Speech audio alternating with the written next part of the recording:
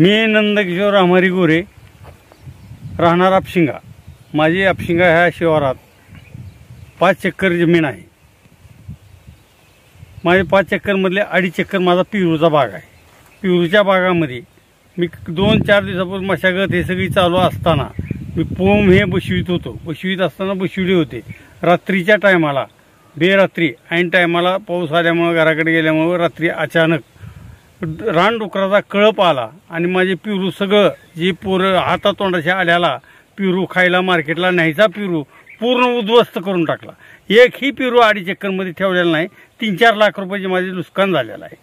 कधी मी सकाळी उठल्यानंतर आलो 8 वाजता, तर 8 वाजता ही शेतात बघितल्यानंतर निदर्शनात आलं। मग नंतर मी बरेच जणांना विचारणा केली। फॉरेस्ट डिपार्टमेंटला विचारलं तर फॉरेस्ट डिपार्टमेंटने सांगितले की आम्ही फळाचे पंचनामे करीत नव्हतो। पुन्हा महसूल खात्याला सांगितलं फोन करून येऊच म्हणले। कृषी खात्याला सांगितलं, कृषी खात्याचे बी आले नाही। अच्छा, आता तुमची मागणी काय आहे? माझी मागणी एवढीच आहे की वस्तुस्थिती झालेला पंचनामा करून मला योग्य ती शासनाने मदत करावी, ही एवढी माझी नम्र विनंती आहे।